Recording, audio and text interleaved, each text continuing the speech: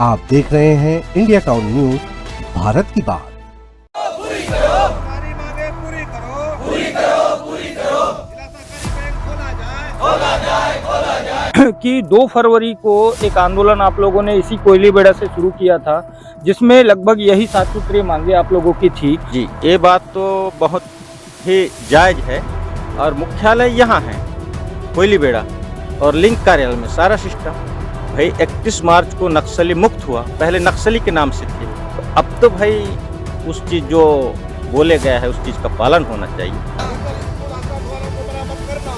करना होगा, करना होगा, करना होगा, करना होगा। क्षेत्र को कर्मचारी हो या अधिकारी या राजनेता, दोनों कोयलीबेड़ा क्षेत्र के लोगों के साथ नाली को पकड़ाने का काम करते हैं। यदि यहाँ मांग नहीं मानी जाती है तो अंतरगढ़ का ब्लॉक मुख्यालय का रोड भी घेरा जाएगा। तैयार रहे शासन या प्रशासन।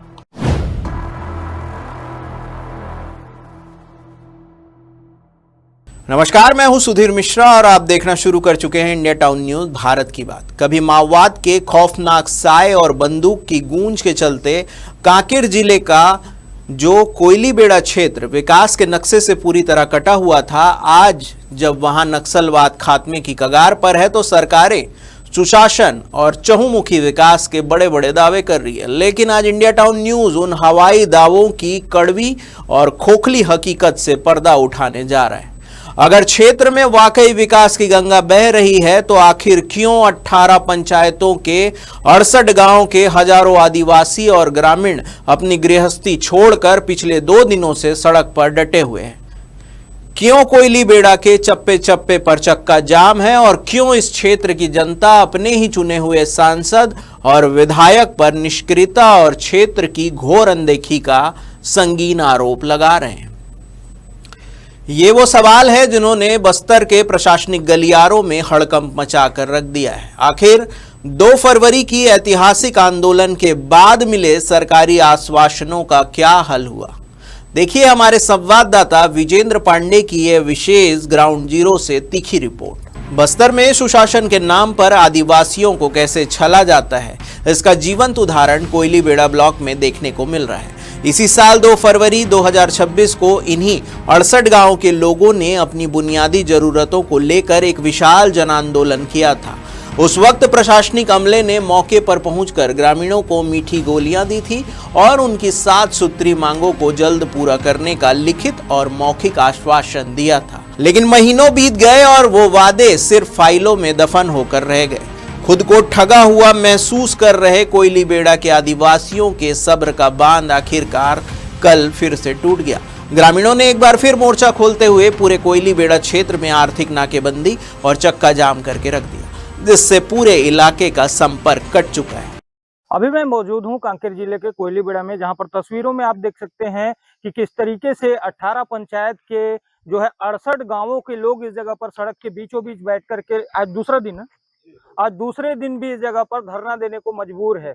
और वजह यह है कि 2 फरवरी को इसी कोयली बेड़ा से एक जन आंदोलन की शुरुआत हुई थी, जिसे यहाँ के प्रशासन ने आकर के एक आश्वासन दिया था इनकी मांगों की पूर्ति को लेकर के, लेकिन वो आज तक पूरी नहीं हुई।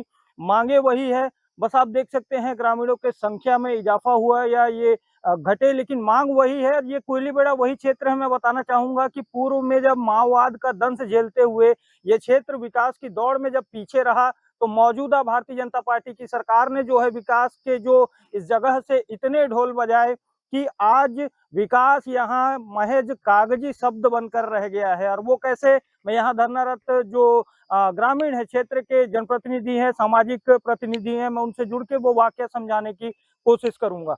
तो हमारे साथ सबसे पहले आप अपना परिचय बताएंगे। मैं सहदेव हुसैन डी, अध्यक्ष सर्व आदिवासी समाज कोयली बेड़ा। आप मुझे ये बताएंगे कि 2 फरवरी को एक आंदोलन आप लोगों ने इसी कोयली बेड़ा से शुरू किया था, जिसमें लगभग यही 7 सूत्रीय मांगे आप लोगों की थी। तो उस समय से लेकर के आज तक उन मांगों में कितने मांगों की पूर्ति हुई? हमने उस समय भी 5 या 6 मांग था। अभी तो एक मांग बढ़ गया है। जो स्वामी विवेकानंद जो विद्यालय है, जो उसको कोयली बेड़ा मुख्यालय के नाम से प्रस्तावित पखांजूर के नाम से भेजे हैं, तो वो नया मांग है। लेकिन जो हमारा पुराना मांग है, जो ब्लॉक मुख्यालय को यहाँ पे स्थापित करना है और हमारा जो पूरा सिस्टम से यहाँ संचालित करना है, ये हमारी मांग था। लेकिन यही डीएम साहब जो रजत साहब थे और देवांगन साहब थे, उन्होंने लिख कर दिए कि आज से आपको पखांजूर जाने की आवश्यकता नहीं पड़ेगी, सारा काम आपका ब्लॉक मुख्यालय में होगा, कोयलीबेड़ा में होगा, 18 पंचायत का काम यहीं होगा, आपको जाने की आवश्यकता नहीं पड़ेगी। लेकिन कभी सीओ साहब आते हैं तो बाबू लोग नहीं आते हैं, जब बाबू आता है तो इंजीनियर नहीं आता है। यही नौटंकी चलते चलते हम लोग को टोटल गुमराह बना के रख दिए हैं, आज तक कोई काम नहीं हुआ है। मतलब कुल मिला के अगर बातचीत में समझा जाए तो प्रशासनिक आंख मिचौली यहाँ पर जारी है और नाराज ग्रामीण जो है उन्हीं 7 मांगों को लेकर के इस जगह पे सड़क पर बैठने को मजबूर हैं। चलिए अब आपको बताते हैं कि आखिर इन आदिवासियों की वो कौन सी 7 जायज मांगे हैं जिन्हें सुनने के लिए बस्तर के हुक्मरानों के कान बहरे हो चुके हैं। सबसे पहला और बड़ा आक्रोश स्वामी विवेकानंद उत्कृष्ट अंग्रेजी माध्यम विद्यालय को लेकर है। इस स्कूल को कोयलीबेड़ा ब्लॉक मुख्यालय के नाम पर पंखाजूर भेजे जाने का ग्रामीण पुरजोर विरोध कर रहे हैं। उनका साफ कहना है कि यह स्कूल कोयलीबेड़ा में ही स्थापित होना चाहिए। इसके साथ ही किसानों को अपने ही पैसों के लिए मीलों दूर भटकना पड़ता है, इसलिए जिला सहकारी बैंक की दशकों पुरानी मांग को पूरा करने की जिद पर जनता अड़ी हुई है। क्षेत्र का सामुदायिक स्वास्थ्य केंद्र खुद वेंटिलेटर पर पड़ा हुआ है, न पर्याप्त डॉक्टर है, न दवाइयां और न ही बेहतर बिल्डिंग। किसानों को वक्त पर खाद बीज न मिलना और बच्चों के लिए जर्जर स्कूल व आश्रमों की मरम्मत न होना इन जनाक्रोश को और भड़का रहा है। ग्रामीण कोयलीबेड़ा में एक सरकारी कॉलेज खोलने की भी मांग कर रहे हैं। जनप्रतिनिधि मौजूद हैं, हम उनसे भी समझने का प्रयास करेंगे कि जो आपका कोयलीबेड़ा क्षेत्र है, यहाँ कभी नक्सलवाद का प्रभाव रह जाने के कारण इस जगह पे जो है वो स्टेट गवर्नमेंट के द्वारा नियत नेलनार की योजना चलाई जा रही है। उस योजना की जमीनी हकीकत क्या है? दावे तो उसमें ऐसे हैं कि टाइल्स लगा होगा सड़क में, लेकिन यहाँ जो बैठे ग्रामीण जो बता रहे हैं कि मूलभूत के लिए आप बैठे हुए हैं, मूलभूत की सुविधा मांग रहे हैं, तो उस नियत नेलनार की सच्चाई क्या है? आप खुद उसी जनपद से आते हैं। जी। एक बार अगर प्रशासन खुद जाके देखे, रिकॉर्ड देखने वाली बात अलग है, रिकॉर्ड में हो सकते हैं अच्छे रोड, लेकिन ऐसी जाए तो पता चलेगा कि पानी डोबीर किधर है, आल परस किधर है, जायज सच्चाई तभी पता चलेगा। और अभी किन मुख्य मांगों को लेकर के आप बैठे हुए हैं? अभी क्या है, यहाँ बैंक जिला सहकारी बैंक जो इंग्लिश मीडियम उन्मुख विद्यालय है वो, और इस प्रकार के महिला डॉक्टर, इस टाइप से 7 सूत्री मांगे हैं, छोटी छोटी हैं। ये जो पखांजूर लिंक कार्यालय वाला जो कहानी है, कोयलीबेड़ा के लगभग हर जन आंदोलन में इस बात का जिक्र होता है, ये क्या है? जी, ये बात तो बहुत ही जायज है और मुख्यालय यहाँ है कोयलीबेड़ा और लिंक कार्यालय में सारा सिस्टम। भाई 31 मार्च को नक्सली मुक्त हुआ, पहले नक्सली के नाम से थे, तो अब तो भाई उस चीज जो बोले गया है उस चीज का पालन होना चाहिए।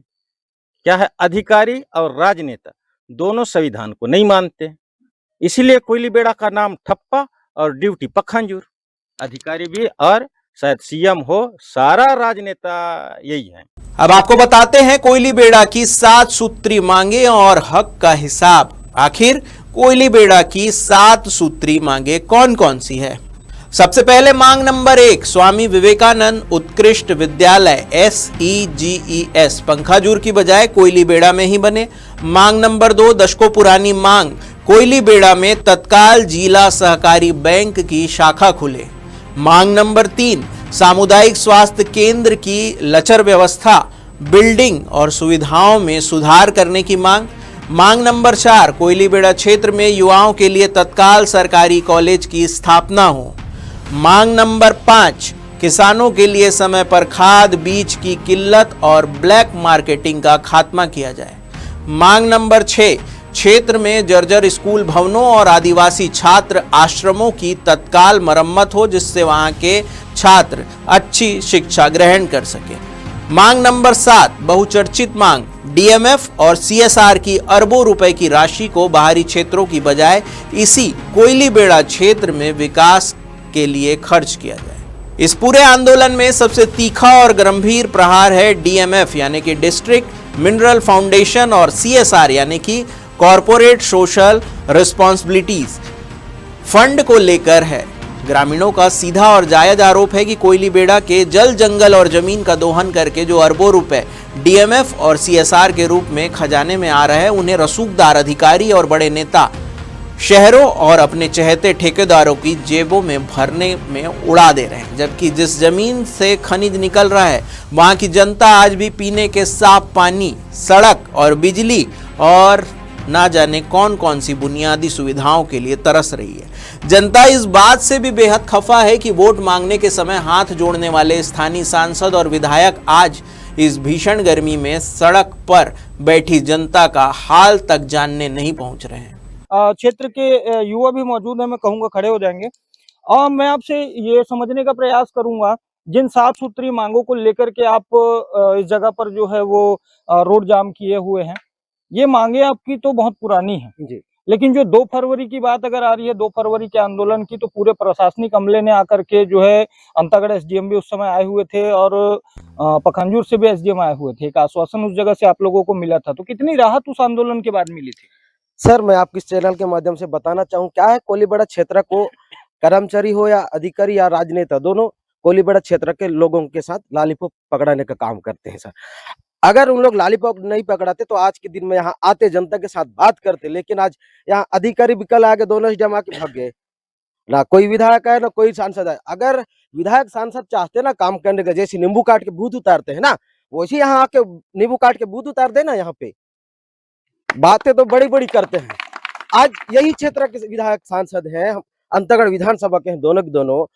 अगर उन लोग चाहते, हम लोग लगातार उस समस्या को मांग कर रहे हैं, हम लोग छोटी छोटी समस्या, एक चुटकी की बात है सर, अगर उन लोग बोल देते तो, सांसद विधायक बोल देते कोलीबेड़ा में बैंक संचालन करो, बोल देते भवन, भले भवन ना बनता लेकिन कहीं ना कहीं से तो भवन बनने के लिए उनको जगह मिल जाती। सर, निश्चित ही युवा चेहरा है, मांगे जायज हैं और सीधे सांसद विधायक से सवाल कर रहे हैं। तो अब इस तस्वीर से एक बात तो समझ आती है कि अंदरूनी क्षेत्रों में बदलाव जरूर आ रहा है, लोग सवाल करना सीख रहे हैं, पर इस तरीके के मांगों को जो है वो शासन और प्रशासन कितनी गंभीरता से लेता है। ये तस्वीर दिखाने से पहले यहाँ पर महिला भी बैठी हुई हैं, हम उनसे समझने का प्रयास करेंगे कि आप एक महिला हैं, हम इस जगह के चिकित्सा व्यवस्था की तस्वीर को समझने का प्रयास करेंगे कि क्या यहाँ के हॉस्पिटल में सुविधाएं हैं। यहाँ हॉस्पिटल में जाके देखो तो कुछ सुविधा नहीं। मैं खुद स्वास्थ्य से जुड़ी हुई हूँ, क्योंकि मैं हमेशा डिलीवरी भी ले जाती हूँ, मैं एक मितानिन भी हूँ। तो मैं जाके देखती हूँ तो वहाँ तो एक मतलब सुई तक, धागा तक नहीं रहता है, तो कहाँ से हमारे महिला लोगों को सुविधा मिलेगा? देखने के लिए तो ऐसा है कि हॉस्पिटल में सब कुछ है, लेकिन अंदर में जाके देखो तो उसमें कुछ नहीं रहता है। तो आप लोगों को कितनी परेशानियों का सामना जो है वो हॉस्पिटल ना होने के चलते करना पड़ता है? क्योंकि खासकर महिलाओं के लिए बातचीत में पता चला कि महिलाओं के लिए इस जगह पर हॉस्पिटल में जो है वो कुछ ज्यादा सुविधाएं नहीं है।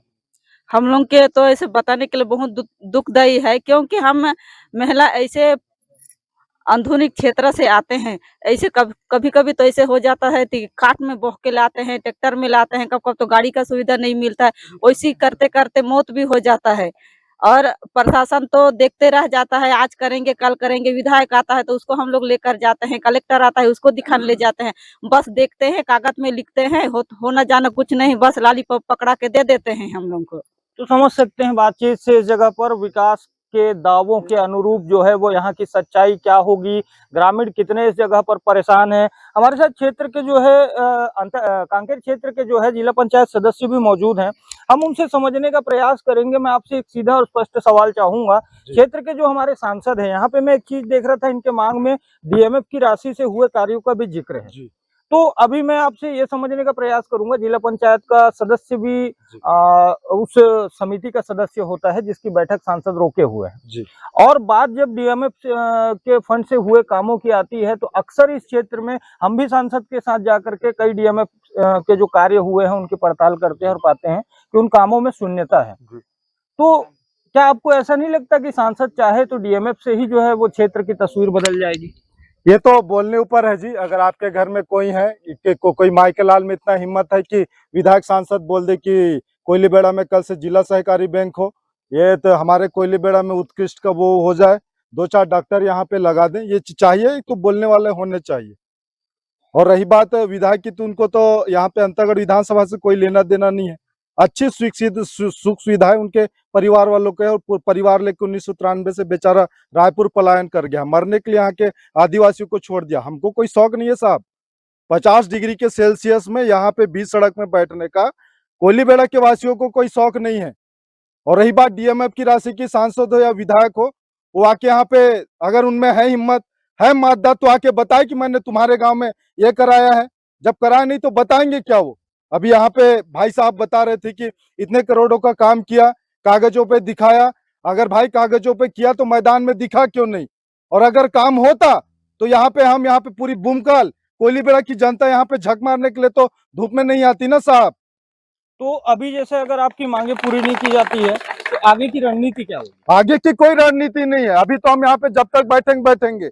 यदि यहाँ मांग नहीं मानी जाती है तो अंतागढ़ का ब्लॉक मुख्यालय का रोड भी घेरा जाएगा। तैयार रहे शासन या प्रशासन। तो ये थे हमारे साथ गुप्तेश सिसंडी, मैं Vijendra Pandey, India town news Kanker. लोकतंत्र में जनता को जनार्दन कहा जाता है, लेकिन कांकेर के कोयलीबेड़ा में सुशासन के बड़े बड़े विज्ञापनों के पीछे की असली हकीकत यही है कि 68 गांव के आदिवासियों को अपने बच्चों के स्कूल और एक बैंक के लिए सड़कों पर रातें गुजारनी पड़ रही है। आम आदिवासियों का यही सवाल है कि क्या आप किसी बड़ी अनहोनी का इंतजार कर रहे हैं? जब 2 फरवरी को आपने आश्वासन दिया था तो उसे पूरा करने में कौन सा सिंडिकेट रोड़ा अटका रहा है? इस चक्का जाम को महज एक कानून व्यवस्था की समस्या मत समझिए, यह बस्तर के आदिवासियों के सब्र का अंत है। क्या कोयलीबेड़ा के इन आदिवासियों की ये मांगे जायज नहीं है? कमेंट बॉक्स में अपनी राय जरूर लिखें। बाकी छत्तीसगढ़ की हर जमीनी, राजनीतिक और जनहित की खबरों के लिए बने रहिए इंडिया टाउन न्यूज के साथ। नमस्कार। आप देख रहे हैं इंडिया टाउन न्यूज, भारत की बात।